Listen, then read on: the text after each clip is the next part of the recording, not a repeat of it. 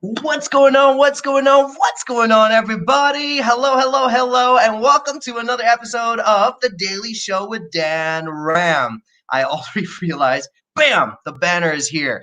Guys, this is episode number 28, which is insane because that means I have brought at least 28 guests, which is insane because when all of this COVID-19 came about, I was like, what am I going to do by my lonesome self here in India? And instead, what I've had is this amazing party every single evening. Well, my evening, some of your mornings, afternoons, and midnights around the world. But it's been so much fun just extracting not just values and insights, but just positivity and good people. It's amazing to see that good people with good hearts who are doing good things exist in the world. And it's been so much fun to bring them onto the show and to celebrate them here. Tonight is no different.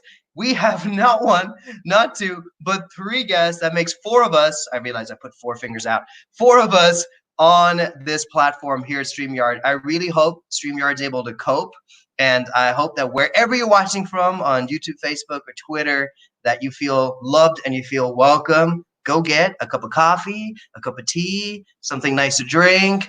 Get something warm if you're in a cold place, or crank up the air conditioner like I just did if you're in a hot place, and let's hang out. Let's hang out for the next about 20, 30 minutes. Today, we're going to talk about the power of connections. We are human beings. We are ingrained with the need for community and to belong, and each of these people have both, all of them are where they have been, what they have achieved is all because of the amazing shoulders that they've been able to stand on. People who have elevated and pushed them, but then they've turned around and done the same for others. And that's the stuff we're going to be talking about around connection and community, and how do you build good community? What is the power of community and all of that? So quickly, I just want to say some hello to a bunch of people. I see comments already coming in. Thank you guys for these wonderful comments. You're very, very welcome. I'm just going to do some quick shout outs to different parts of the world that are watching. So I'm broadcasting in India, so a quick shout out to Christu, Grace, who are all watching in India. We got Anna, who I believe is in Warsaw, Poland, I think, who's watching as well. So hello out there. Nikos, my man, is in Vienna. I see this comment just popped in, so I'm going to give a quick shout out. Nikos is a podcaster based out in Vienna, Austria. So a bunch of people, thank you all for commenting. Today, I've got a few questions, but I'd love to take your questions. So please drop in the comment section any questions you have around the power of connections and community, because that's what we're going to talk about. I'm done blabbing. I think we need to get right into this conversation. So with no further ado, in a very crowded space, I'm going to remove my little logo thing on that side. Bam, so we can make a little bit more space over here. I want to welcome Genein, Yvonne, and Alex to the show. Hello. Hello. Hello. Hi. So everyone's audio video is working. We're all happy. Can you all sing the national anthem at the same time? Here we go. 1, 2, 3. Oh, say can you see? Okay, pause. Everyone's audio is great. We'll just say it's the internet gods that made those harmonies not work out so well, but you guys sound beautiful. I'm okay with that. But I'm so excited about today's show, and to kick things off, instead of doing a traditional kind of introduction, we will do like a drinking game without the drinking game. And without the drinking. So essentially, although you're welcome to drink on the show, just do what you want to make yourself happy. But I have a couple questions, and if this statement is true for you, I want you to raise your hand and respond with one sentence.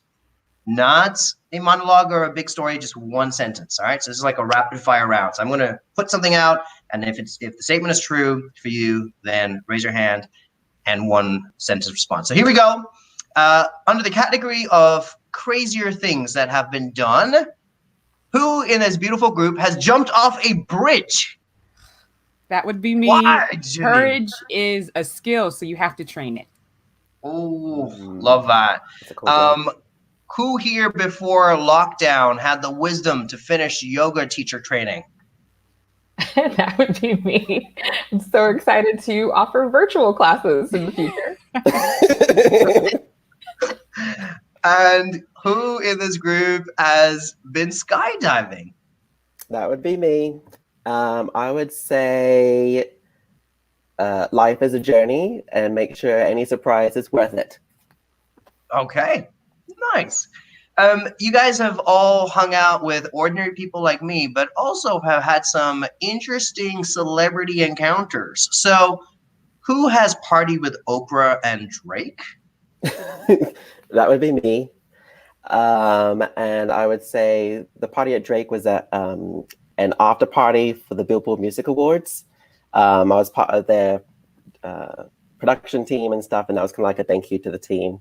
And then Oprah was at a charity function in Dallas for to raise funds for a food pantry in the area. So. Wow, very cool. All of you look really, really beautiful, and it kind of makes sense that one of you would have bumped into an American model, Tyson Beckford. What's that connection? That would be me. When I was a teenager in my little modeling stint, I came off the runway and ran smack into him. He had really hard abs. Nice. So you really ran into him, actually literally ran into him. And one of you has performed on the Queen Latifah show? With my triangle, that was my ding, ding, ding, ding for being on a game show for music teachers, which I actually won tickets to the Grammys. Wow, amazing. Let's talk a little bit about your family background. Who has heritage that includes family in Ghana? That would be me. My father's from Ghana, and the last time I was there was 2016. All right. Who's moved 10 times as a U.S. military kid? That would be me. Most of them were moved around in the UK, and then I had a few locations in the United States as well. But yeah. Nice. And who's a twin? Guilty. We're fraternal twins, and just like peanut butter and jelly. But it's fun having a partner in life. College days. Who founded a progressive group in college called Spank? I did. We were the Student Progressive Activist Network, all about getting people involved in causes they cared about, and our flyers would say, "Get spanked." Nice. Such a college slogan right there. I love that. Who ran track for UCLA? Go Bruins! Go Bruins for life. Blood runs blue. And someone, well, I guess there's only one person left here, got a full ride scholarship for college and then gave it away, or what's that? I received I was blessed by a full ride scholarship from General Motors in Buick. It's one of their car divisions. And then because it's a full ride, I was also applying for other scholarships. So I thought it was one of those PCH, and I wanted to give that to somebody else who's a runner-up and be like, "You got a scholarship too!" And it was so cool. Nice. I can see why Oprah likes you. Kind of makes sense. And 2019 LA Lakers Businesswoman Award for Philanthropy goes to... Yes. It was really fun being on the Lakers floor, especially now that everything is shut down, but really just seeing the game from that perspective, and also to be celebrated with other great women who are doing great things in their communities. Amazing. And who has a Daytime Emmy? That would be me. I was working at a entertainment show for CBS and Entertainment Tonight for their production team. They usually give it to, you see the anchors and the hosts on the award show. But that particular year, they wanted to give it to the entire team. So that's where that came through. Amazing. And who was nominated 30 Under 30 Visionaries in Atlanta? That would be me. It was nice. I always wanted to be a part of something like that. And it was really awesome to meet all of the other nominees as well. Amazing. Amazing. Alex, I think you've got a fan here because Rich is singling you out. Great to see Alex Bryant on the show. A lot of people will recognize Alex's name because he's been very active in the comments on all the previous episodes. So now he's gone from like commenting on the episodes to being on the show. Guys, I spent a lot of my morning, looking at your websites, seeing what you have accomplished. I can't wait to dig into that. But I'm just curious, as you were navigating life with all the different opportunities and things that were ahead of you, who were role models that stood out? Who were people that you went, oh, someday, if I could chat with them, or if I could be them, or if I could, who were role models in your lives?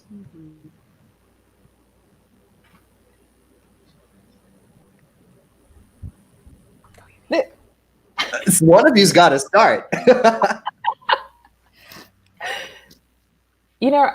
think I actually looked up to people like Maya Angelou or Eartha Kitt, women who were very strong-minded and had really interesting backgrounds that were not like the norm, and were also just kind of fierce in their own right, and were rebellious and gorgeous and just shining super brightly.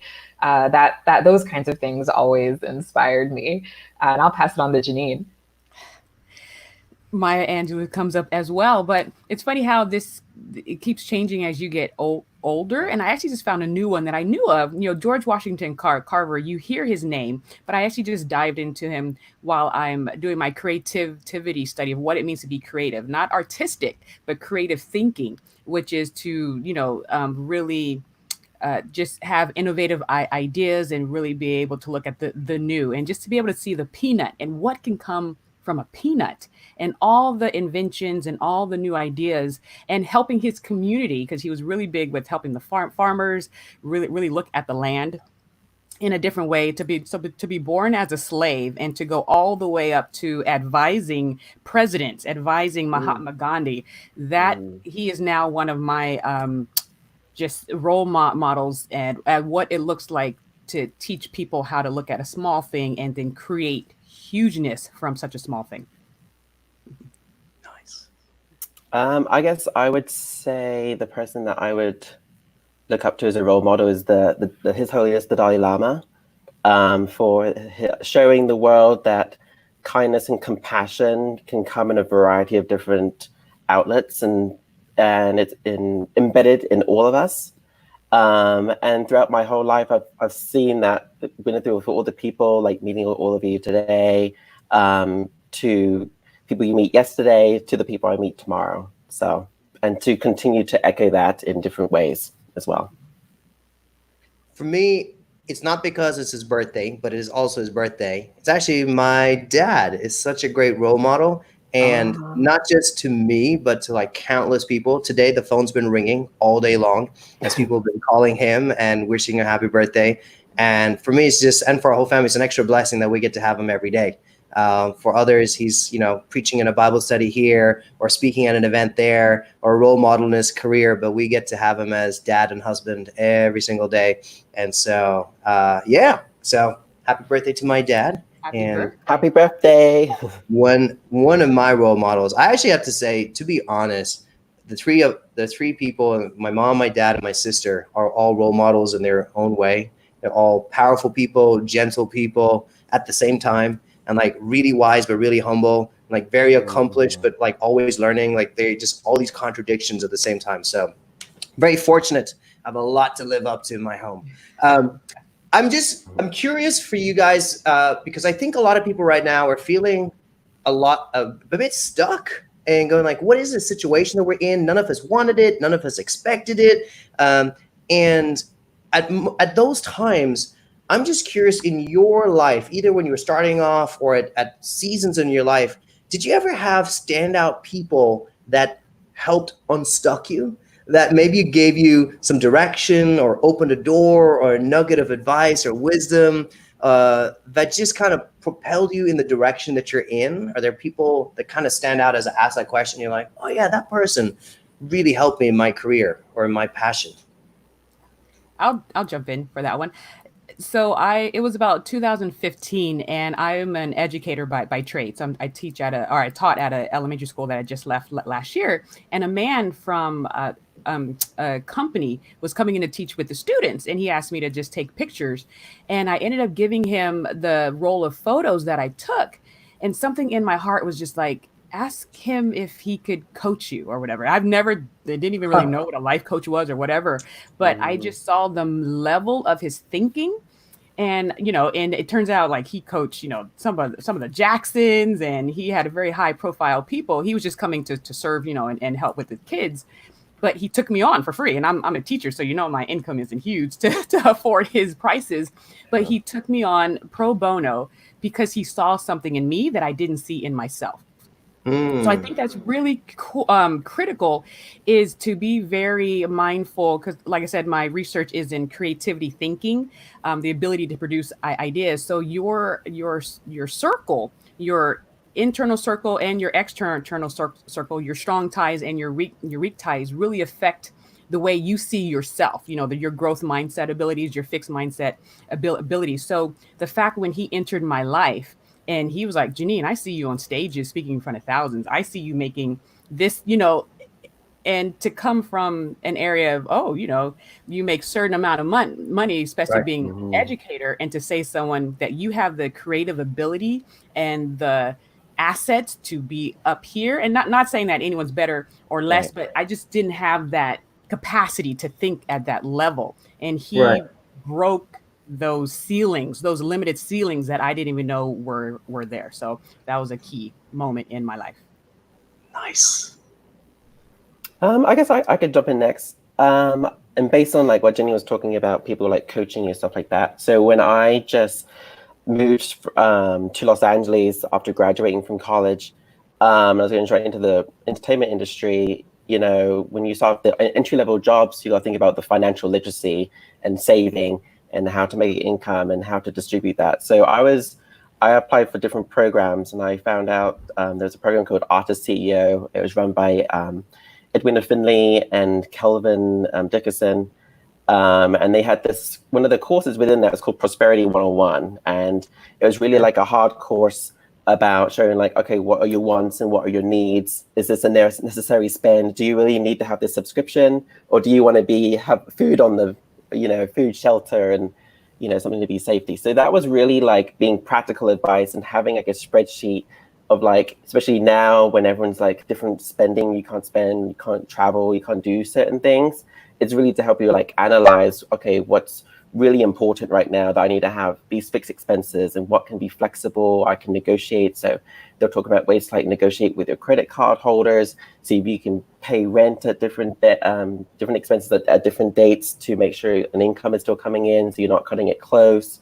So that was really important, and I've still used those practical tools that I used then, even into my later years. So, Alex, I need that class. Yeah, you need to coach me in that spreadsheet stuff. And then I'm also just like full disclaimer, I also know Genein, and she also taught a course about that and the different expenses and stuff. So it was really important to learn that kind of stuff, I would say.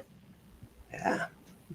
For me, mine came at a time when I was, my background's in nonprofit management as well. And so I was working like 70-hour work weeks and doing every single job under the sun at the nonprofit I worked for. And I remember I was just starting to come into my own around like, oh, I can't keep doing this. I really care about this cause, but I don't want to continue to be a martyr for my work, right? And what I care about.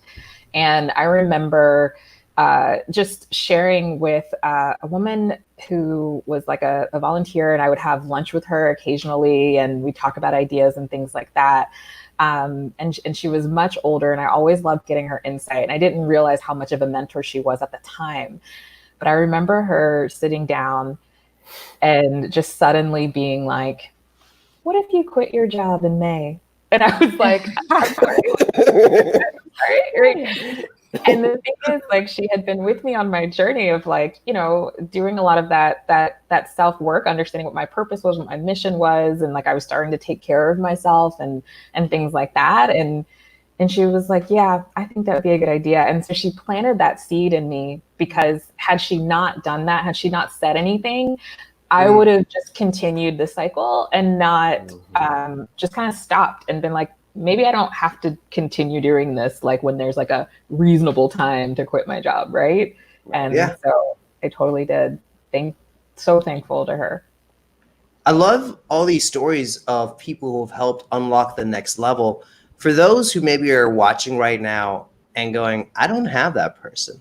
Do you have any practical tips as to how to approach them intentionally? Like, I realize for some of you, they were accidental, they were, coincidental, but are there ways that we can approach such people? Are there good tips as to how to be a good mentee during this time? How do you access people that can unlock that? How do you even know who can unlock something? I would start out by saying, do your research, of course, look at the stories. I do have a funny story where before the Cosby drama, I really, I still do love the Cosby Show, but I kept seeing Marcy Carsey on the credits, Marcy Carsey, and that's actually the executive producer of, The Different World and just all these shows. So I actually just sent her a book. I looked up line. I sent her a book. I saw she was on the board of some Los Angeles museum in November. And lo and behold, she actually got back to me like that next March.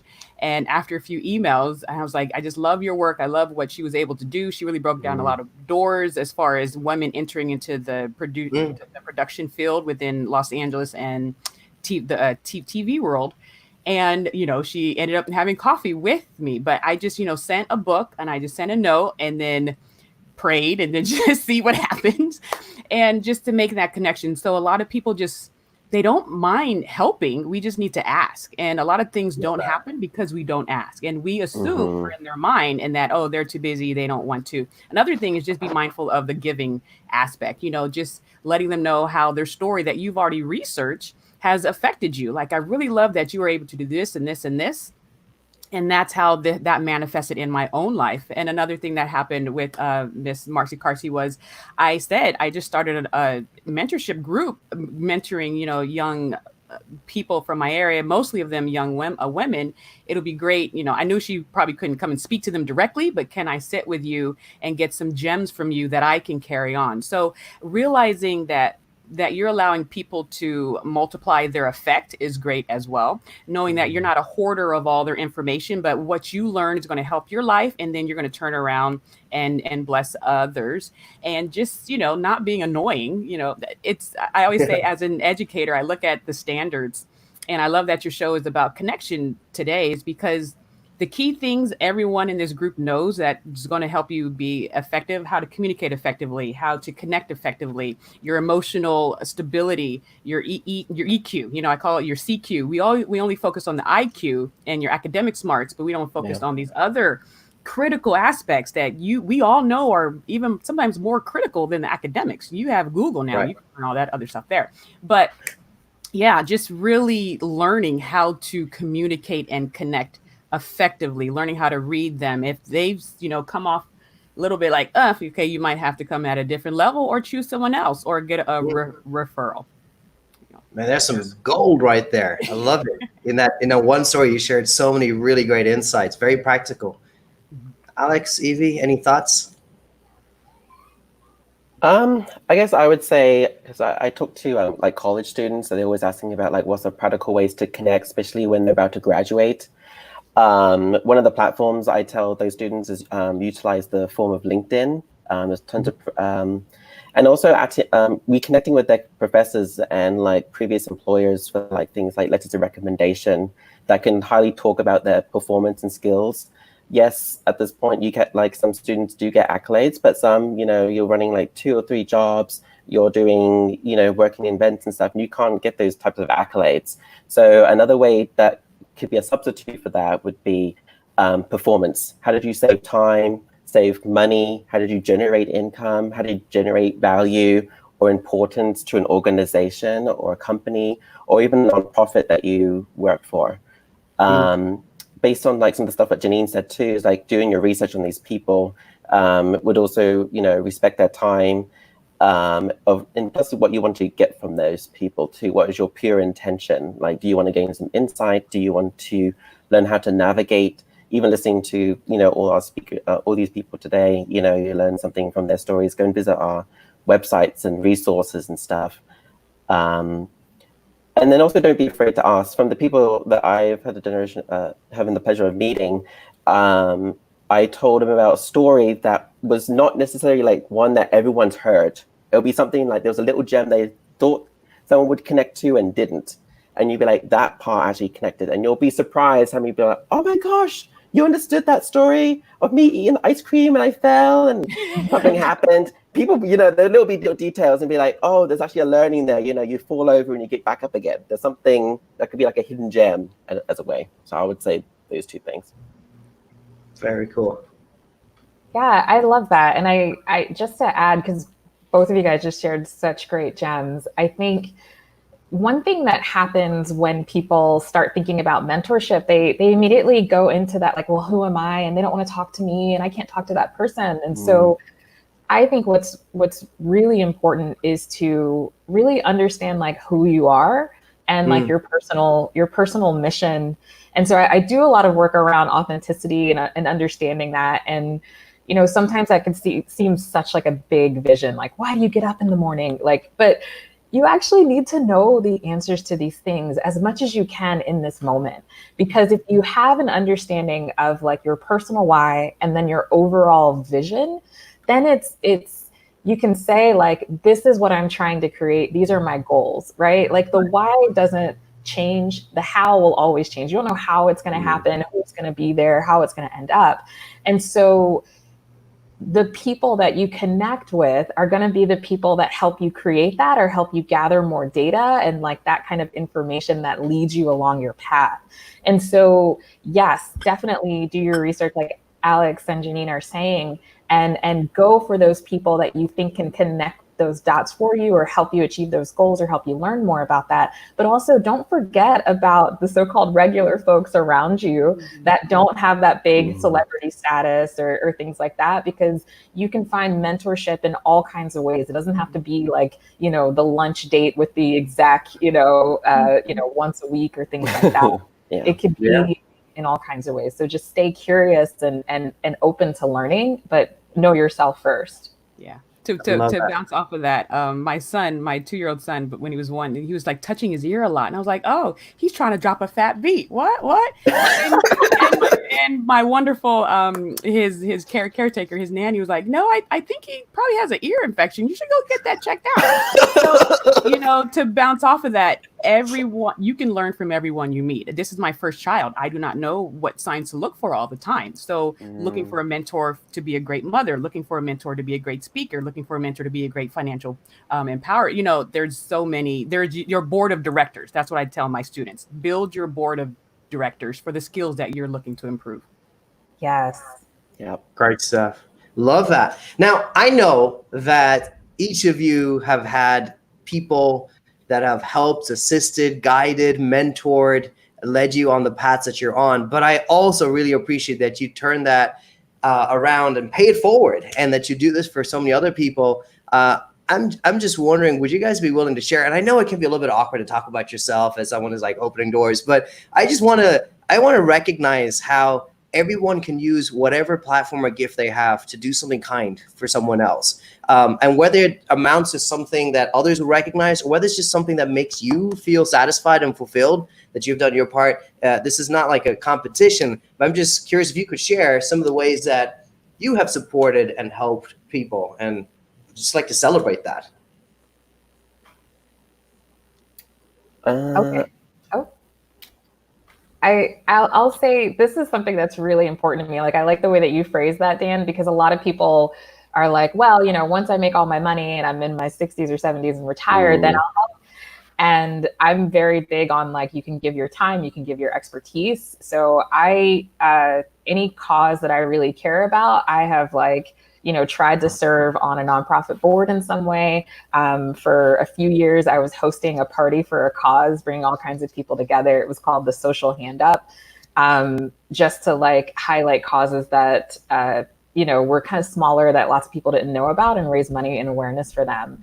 But another thing that I did for almost 7 years is I ran a professional women's network for business owners. And one of the things that's really important there is like the world of being authentic and making an impact can be very lonely, because you kind of like, you're in your head, you think you're crazy, not everybody's doing it. And so I wanted to create a space where people could like be themselves and connect with other entrepreneurs and impactful folks that were doing the same thing. And so I would host like monthly events and workshops and constantly connect people and, help them build relationships that can help move their things forward. Mm-hmm. Nice. Well done, Evie. Thank you for sharing that. I guess I can go next.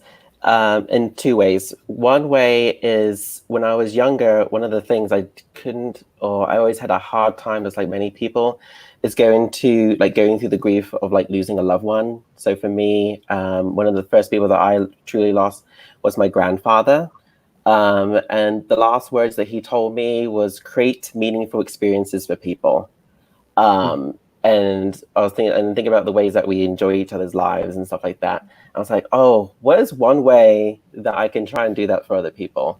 So it actually became like an organic passion of mine that I now do daily now. And it's giving people the life of surprise with meaning and sentimental value. So when it comes to the part when that person gets to the end, unfortunately, to the end of their life, they get to have something that sticks with them for the rest of their lives. So this has been surprises from like raising money for charity to connecting military families, and you see that reaction, it's like, oh my gosh, you made it back. And then there'll be days that people are going through right now, there'll be sad days, and I try to reconnect people to these times like, do you remember that time you got surprised and your idol came and surprised you on a FaceTime or saw you or gave you a high five or something like that, and go back to those types of experiences and how you can create that to somebody else. So it's kind of like an act of kindness, but passing it forward with actionable counterparts to that. Like, do you know someone that's trying to connect with family, and you could be that bridge to connect those people? Or it could be like, oh, do you have a passion for education or environmental or anything?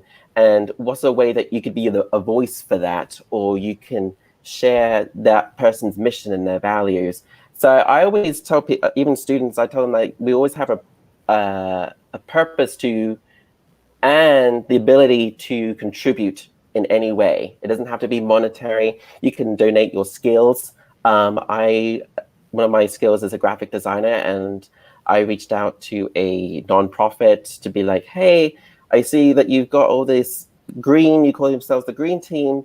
Let's have a logo to represent that. What would be that brand? And then after that, a print company reached out and said like, we'll put this on a t-shirt. And that's like my first time like, oh my gosh, my design's on a t-shirt and a box and all this cool stuff. And just see how that blossomed organically. Yeah. And then I had something to add to my portfolio for college. So there's different ways to do that.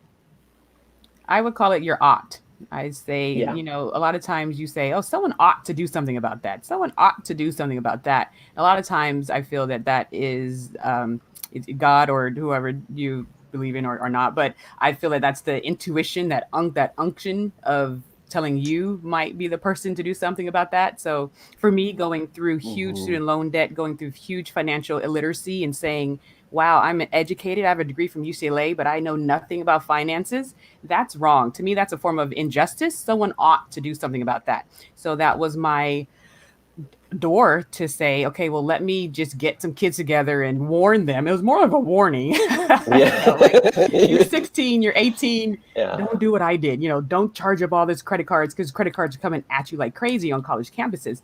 So my thing was, let me start a group and just warning kids about that. But that just manifested into financial literacy, now creative literacy. How do you develop creative ideas that solve problems? And then how do you tie that to entrepreneurial mindset? You don't need to be an entrepreneur, or not everyone may be called to be a full-fledged, full-time entrepreneur, but you are called to have an entrepreneurial mindset, meaning how can I solve problems, even if you work within a corporation? So making sure we give these skills to kids at a younger age so it becomes a part of their mindset framework is key. And that was my way of saying, this happened to me. It shouldn't have, but it did. How can I twist it? Deal with my situation. My husband and I paid off $100,000 worth of debt. I ended up writing a whole book about it called From Debt to Destiny, Creating Financial Freedom from the Inside Out. So now I get to bless people with the book that's been read all over the world, but I also get to start this group for kids and bring in great speakers to make sure they get a financial foundation earlier in life so they can start being those people who are game changers and impact makers as well. Amazing. I loved all of these stories. Thank you guys so much. And I'm sure you get it from the people that you're serving and from communities, but just even hearing it, kind of getting goosebumps. And I'm getting like, what do I ought to do? What ought to happen? How can I get more involved? I want to do more. So this is amazing. I'm hoping that people who are watching realizes that, in all fairness, while ordinary people just doing our bit to be good citizens and good neighbors, and sometimes it can lead to such beautiful connections and people and networks, and then seeing that impact not just like now or tomorrow, but sometimes for generations. And you never know how just starting can lead to something amazing. I know that some of our viewers will want to connect more with you guys, and so I guess we'll start with. Well, I'll put your websites up one by one, and maybe you can just share in a few lines what you enjoy talking about with people, so that people know if this would be a good connection or not. So what are things that you can help with or that you enjoy having conversation about? So Evie, we'll get yours up first. Yeah, so I really love talking about like what it means to be your most authentic self. So like you can not just be like profitable in your impact, but also sustainable. So you're not becoming a martyr for your work like I did a long time ago. And anything related to like self-care, yoga, all the woo, but made tangible as it relates to entrepreneurship and tech and, helping people get access. Okay, excellent. Alex. I would say I've wanted a few different categories. One of the main things I love talking about is the act of belonging and inclusion, and practical ways to do that in different strategies. And I like connecting with those people and putting panels together to do that. I do that for a graphics conference, but I've done that for like universities and college campuses to provide their insight of ways they can do that with a positive mindset, but also being mindful, using empathy, and using those types of tools. I generally talk to universities and schools about portfolio reviewing in like graphics and like graphic design. I also do like those fireside chats on social media and production and navigating the industry and the types of tools and connections beyond that. So, yeah. Excellent, Alex. And Genein.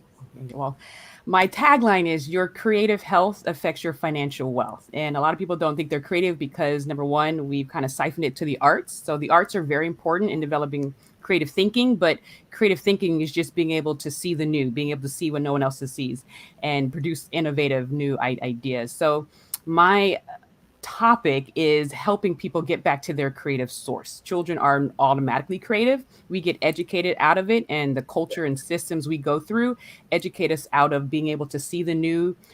Skills as like observation, metaphor connections, things like that are the foundation of creative thinking. So that is my passion, but I also connect it to financial wellness, because if you're not creative, as you're going to find out in past COVID-19, your ability to think creatively is going to be now weighed more almost than your just IQ. We want creative people on our teams. We want people to be able to see and use their imagination to move us forward, as opposed to just rattling off formulas. We have AI to do that now. We need creative thinkers. So that is my research. That's what I do. That's what I speak on. I have a few books coming out, and I have 16 diamond creative thinking tools that they can get from my website that I'll be posting up within the next few months or few weeks or few days, actually. So come check it out and learn more. Amazing. I also want to give a special shout out to, there's one person whose comments keep popping up more than the others. So probably the most engaged person today, Rich Cruz. You're a rock star. Because I see a bunch of comments and I know that people are absolutely vibing with stuff that we're discussing here. So thank you for it. But there's one end that just keeps showing up like every like fourth or fifth comment. Like Rich Cruz. Rich. Thank you. Thank you, Rich, for being a superstar engager here. Guys, thank you all so much for contributing your time and for being a part of this. I'm going to put you backstage. If you wouldn't mind waiting for a few minutes, I'm just going to talk to these wonderful folk here. And thank you so much for being on the show. Of course. Thanks for having me. Thanks.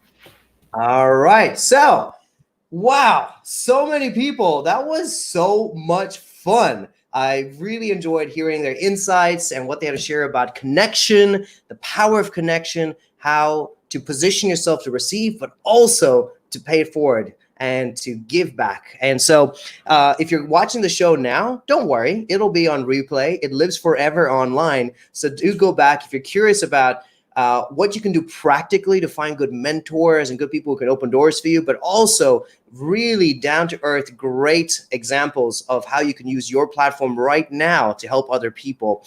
I also want to remind you that May 12th, we're having a benefit concert. Why? Because there are some people that are working extra hard during this time, and these are nurses. And May 12th is the World Nurse Day. And so we want to do a concert to just celebrate them and honor them. And we're partnering with one of the top global organizations that constantly resources and supports nurses around the world. And I've been talking to different artist friends of mine to contribute. And so we're going to live stream a concert just for you guys, messages from these artists, and they're going to come and perform for you.